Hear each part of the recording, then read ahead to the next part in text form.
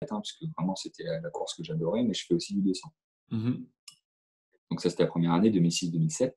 Et puis après, on prétend vouloir faire le 4x100 et monter cette équipe à moitié marseillaise dans le 4x100 2008 pour les Jeux de Pékin, où là, moi, mon temps était de 48,7, voilà, 48,7 en combi, hein, parce qu'après, j'ai renagé 48,7 plus tard dans ma carrière, mais en jammer.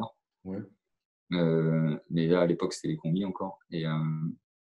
Et donc de là, ouais, on a monté cette équipe vraiment forte entre Fred, Fab et moi, qui prétendions être dans ce 4x100 avec Alain Bernard et Amaury Levaux, vraiment pour aller chercher une médaille d'or au jeu, quoi. Aller battre les Américains et empêcher Phelps de faire 8 médailles d'or, ça aurait pu être cool. On a failli, hein. Mais, mais ça s'est pas fait. Euh, Et, tu mais sais, voilà, ça a juste, été une. faut juste faire De quoi? une aparté sur cette partie-là. Parce que moi, à l'époque, je me souviens très bien du relais. Quand on l'a regardé, j'étais avec mes potes. Puis je me souviens très très bien que quand Alain plonge, après 15 mètres, je connais pas. Alain Bernard de votre génération, c'est le seul que je ne connais vraiment pas en fait. Et il est arrivé plus tard en plus, tu Il vois. est arrivé plus tard, lui. Je ne connais pas du tout personnellement, mais je voyais le nageur. J'ai regardé beaucoup de nageurs. Une machine super costaud. Mais dès les premiers 15 mètres, je vois qu'il est dur. Ah J'ai ben, il s'est un peu emballé, ouais. Et je vois les sacs qui plongent, le vieux briscard là derrière, les Américains on le connaît.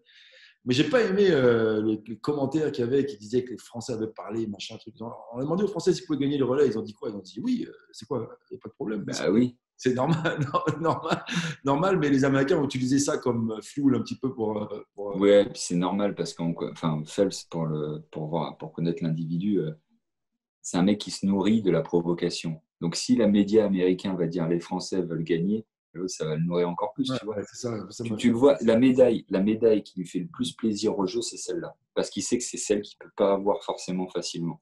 Il y a eu le sans pape, je suis d'accord, mais le J'avoue, sans pape, ça a c'est été. chaud. Ouais, le sans pape, elle était raide. Mais le Mais relais, dans sa c'est bon, tête, hein. dans sa tête, ça dépendait que de lui, tu vois. Donc, il était parti pour gagner et il mettait tout en place pour. Là, ça ne dépendait pas que de lui. Et surtout, il savait qu'à côté, on était très fort. Ouais, Et on avait quand même le recordman du monde dans le relais, tu vois. ouais, On ouais. avait Fred, qui a été recordman du monde à un moment donné à Mhm. 650. On avait Fab, Levaux. Enfin, tu vois, on avait un relais de béton. Tu Non, vois. c'est Et de toute façon, on n'a pas gagné. On n'a pas gagné de relais avant 2012. Parce qu'en fait, on s'y prenait hyper mal. Pendant 4 ans, on était les meilleurs sur le papier. On les perdait les relais.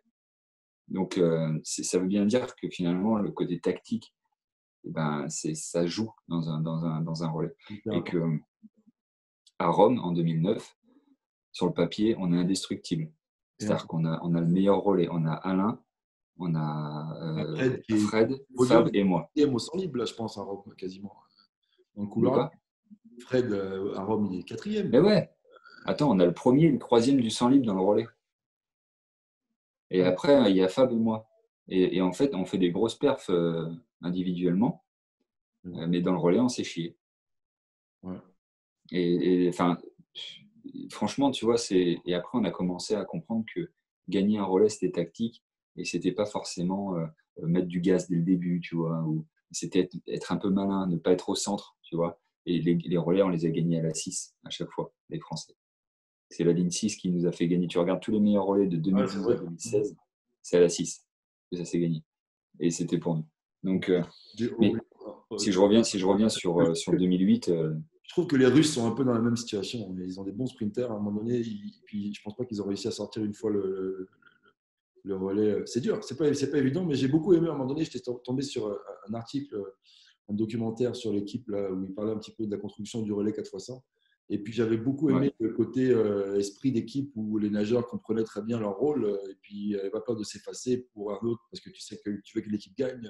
D'ailleurs, toi, tu penses que tu as été dans cette situation-là. Tu as nagé le matin à à Rio, Pékin. à Pékin, pardon, c'est ça. Ouais. Et puis le soir, non, mais je pense pas qu'il y ait eu de grief ou quoi. Je pense que ça a toujours Non, transcendé. parce que tu vois, regarde, l'année d'après à Rome, je nage l'après-midi, je nage le soir au monde.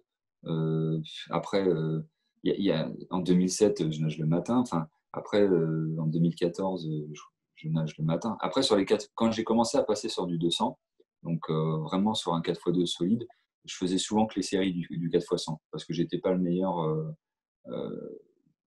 surtout pour gérer les finales, tu vois. Ok. Et donc, tu vois, par exemple, à Londres, je devais nager le matin, le 4x100. Et donc, forcément, j'aurais eu la médaille d'or le soir avec les gars. Mais comme j'avais le 200 nage libre 1 heure avant, ils m'ont enlevé et ils ont mis Jérémy Stravus, tu Ouais. vois, Mhm.